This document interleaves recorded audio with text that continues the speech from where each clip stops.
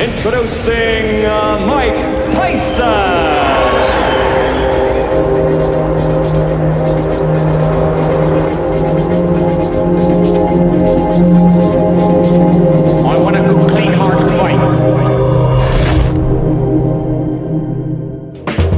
Mike Tyson turned pro in March 1985 and followed a frantic schedule that molded a teenage boy into the most exciting heavyweight the world had seen for a long time. 18 months later, he'd fought 24 times and won them all. All but 2 fights he had won by knockout, and 13 opponents were floored in the first round. Tyson's talent for first-round knockouts left a path of destruction, captivated the boxing world, and left crowds hungry for more. Before he'd even fought for the heavyweight title, he was compared to boxing greats such as Ali and Frazier. The eagerly anticipated 25th fight was a huge test for Tyson. His star opponent was Joe Frazier's son Marvis, whose boxing record proved that he had the potential to follow in his father's footsteps. Marvis was considered the best American amateur heavyweight, having achieved 56 victories and only 2 losses. His professional record included wins over high-ranking boxers Joe Bugner and James Tillis, and out of 16 fights, he'd lost just once to former heavyweight champion Larry Holmes. Jim Lampley live in Glens Falls, New York. Marvis Frazier, despite his 1983 one-round knockout loss to then-champion Larry Holmes, remains a marketable name in the heavyweight division. But here, the spotlight falls most directly on 20-year-old Mike Tyson, whose public appeal grows every time he fights. Here now is a quick update on what has happened with Tyson since his string of 19 straight knockouts ended with a 10-round decision over James Tillis on Wide World of Sports. Since last we saw Mike Tyson here on ABC Sports in May, he's added 4 more wins to his record. In his first fight after the Tillis decision, Mitch Green again took Mike the distance, but Tyson dominated throughout.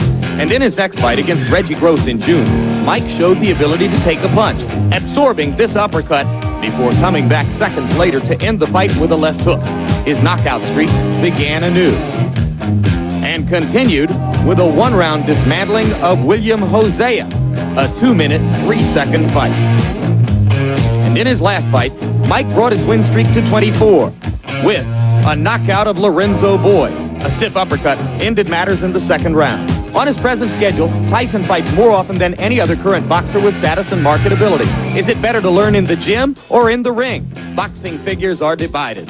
I don't think he sufficiently has time to really get into the gym and learn. You can say, look, I can put him in with a stiff at each fight. And in the gym, I can bring in and pay good sparring partners with different styles, a runner, a slugger, a grabber, a holder, stuff like that, understand? But where has he really got the time for that there if you're fighting him every 2 weeks? People today don't understand that the way human beings are structured, whether you fight or a brain surgeon or play the piano or throw rocks at a telephone pole, no matter what you're good at, if you do it once every 4 months, you're not going to be as good as if you do it once a week. It's the way human beings are structured. The fighters Jacobs refers to include great featherweight champion Willie Pep, who fought 32 times in his first 16 months as a pro. Homicide Henry Armstrong, who once defended his welterweight title 5 times in 1 month. And Joe Louis, who defended his heavyweight crown more than any other fighter in the division's history.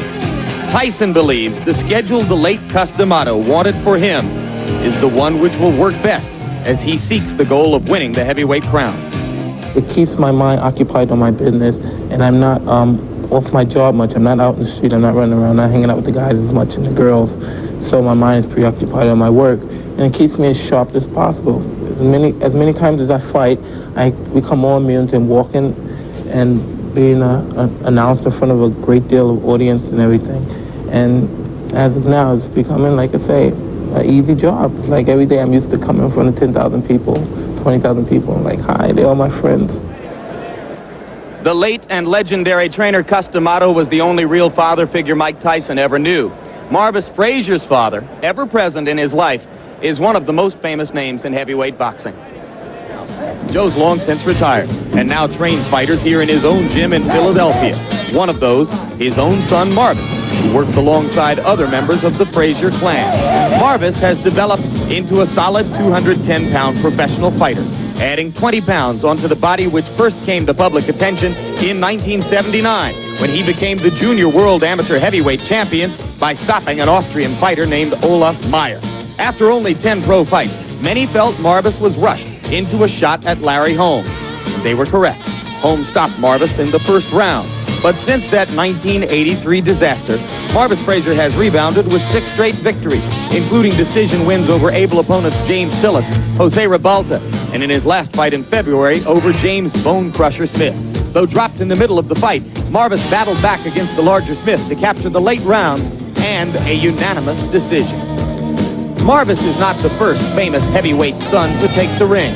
There have been others with names like Fitzsimmons, Walcott, and Bear, all failures. But Marvis feels this union has proved beneficial in his case.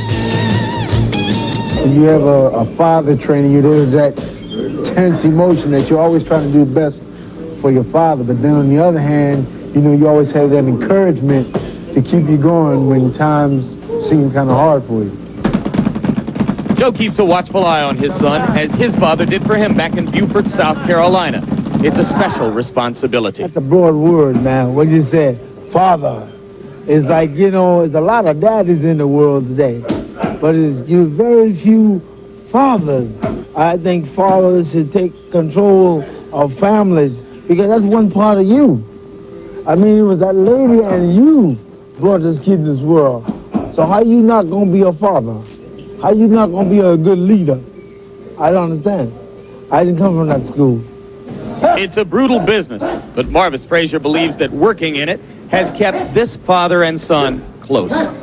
My father's my father. I can't change that. You know, I love him, he loves me. So that just makes it even better, you know? You have somebody that you really love and that you really care for in your corner. And there is a live look at Marvis Frazier, who has just entered the ring here in the Glens Falls Civic Center. The record 16-1 with 7 knockouts. There are the vital statistics on the young man who is attempting to continue his father's legacy in the sport. Now entering the ring, the local favorite, trains and lives in Catskill, New York, has fought so many of his bouts here in the Albany, Troy, New York area. Mike Tyson entering as the warrior, the characteristic no socks, no robe look.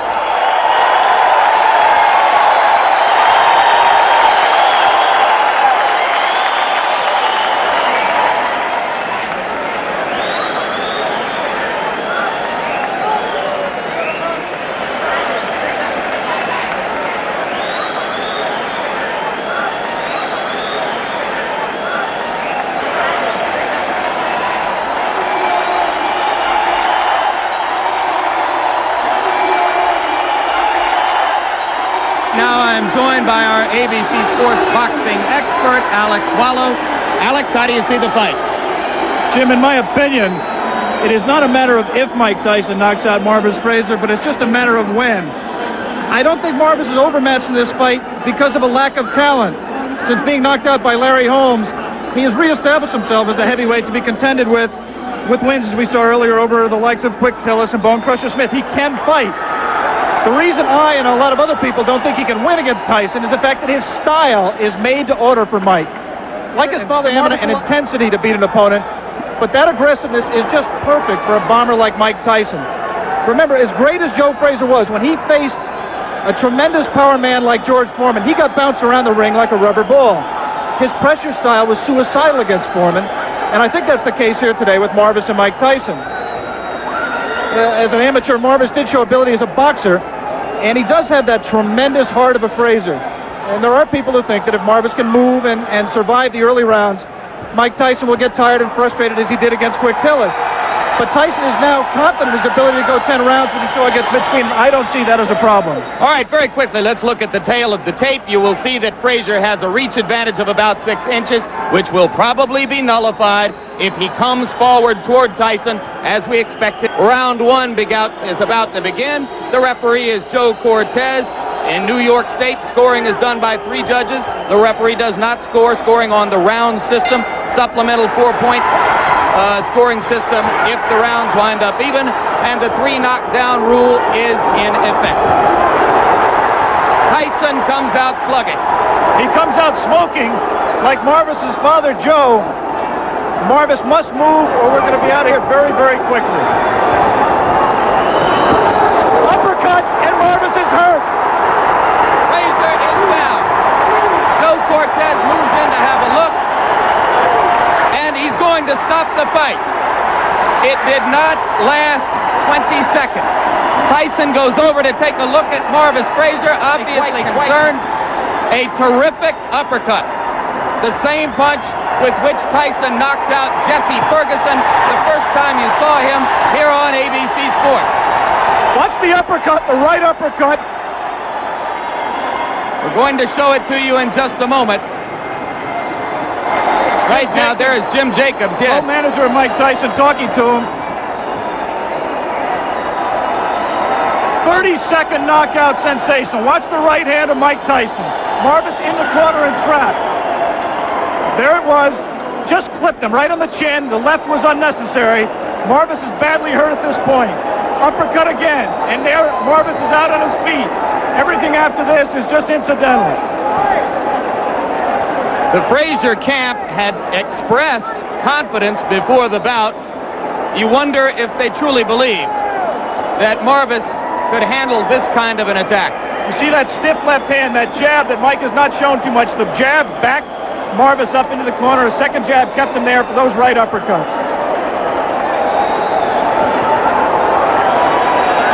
There will continue to be skepticism in some quarters regarding Tyson's stamina, his ability to take a punch, his technique in the ring.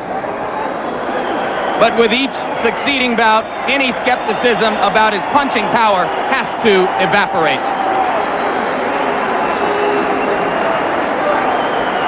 And the good news is I believe Marvis Frazier is standing up. There's a big crowd in that corner of the ring. Mike Tyson is going back over there now.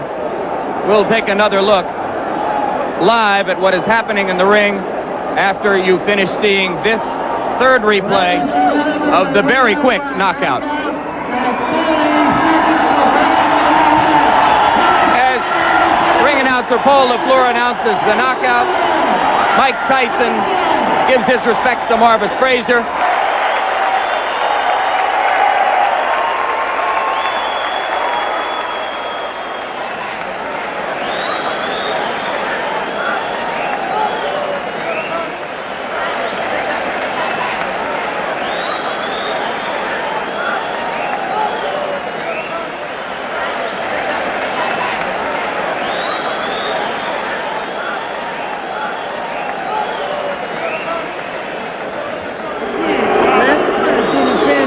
Michael, give me first your reaction to the fight. The fight, I was confident. I trained real hard with my trainer, Kevin Rooney, who I owe a great deal to. And I came out and I was confident. I knew the fight. I felt it deep in my heart. I was going to stop him in the first round. Did you know from watching tapes of him that you could hit him with the uppercut? No, that's my favorite punch. And I watched the time, and I knew from my trainer telling me as he throws his punches, he bends down. And I knew that would be perfect for my uppercut. I planned on working the body more, but I saw the opportunity, and it looked too good to go away. You stuck him back in that corner with the jab, Mike. Is that jab going to become a big part of your repertoire as you go along? Almost definitely. Me and my trainer have been working constantly on the jab. And as you say, I feel so confident, and I knew deep down in my blood that I was going to stop him in the first round. You said that you feel fear before a fight. Did you have any fear for this fight, and how do you deal with that fear? Well, I use the fear to reflect it on my opponent, because fear I use as my friend. It's my friend. If I don't have it, I don't fight. In your mind, if your managers Jim Jacobs and Bill Caton and your trainer Kevin Rooney came to you and said, Mike, we think you're ready for a title shot tomorrow, would you agree with them at this point? Most definitely. Anytime if my manager and my trainer feel that I'm confident and they're willing to put me in a title and they're sure I could beat the champion, I'm sure I could beat them also. Of the three champions, who would you like to fight and why? I'd fight anybody my trainer put me in with, because I'm confident I could beat any fighter in the world. What do you think of the three champions? They're all good fighters, because you have to be a good fighter. You can't take nothing away from them to become the champion. But I'm confident, I'm ready, and I'm ready when my trainer tells me. Good, Michael. Let's take a look at the replay of the knockout. We can almost play the entire fight in slow-mo. Here you're putting it back in the corner. There's the jab flicking out. Again, the jab. And here comes the uppercut. Watch, look, everything's precise. I watch his hand come up. Watch him come down. As soon as he come down, boom! Look at that. Watch him come down. I knew he would come down. Get ready to say boom again, Michael. Right, boom. Look, and now look. Boom, come on. Boom, again. I'm going to hit him one more time. I like to hit him. This was that one I would have killed. What can I say? What can I say? That's all she wrote. This was that one. Kevin Rooney, Mike Tyson's trainer. What do you go back in the gym when he gives such a perfect performance? How can you tell him he's got to improve? Well, I'm going to tell him that he could have went to the body a little bit more. You know, at 30 seconds, it's hard to get any criticism, but he could have worked the body a little bit more. Tremendous uppercut. He looked sensational, Kevin. Congratulations to you. Thank you very much. He's ready. He's ready to fight anybody in the world. Let me talk to Jim Jacobs, the co-manager of Mike Tyson. Jim, first of all, quickly, is a Larry Holmes fight in the works as Mike's fight later this year? Oh, most definitely. It's a fight that when we meet with Larry and his people, we're going to work out the terms and conditions. That will be Tuesday of this week? Well, in the middle of the week, we're going to meet with them, yes, and it's something that we will work out for the future. Absolutely. Congratulations on a sensational showing by your fighter. Well, thanks, Jim. Very much. Now let's go back down to Jim Lampley at ringside. Alex, the second defeat of Marvis Frazier's career, both of them one-round knockouts, one at the hands of a man who was heavyweight champion at that time. Now this one at the hands of a man who many believe will soon be a heavyweight champion.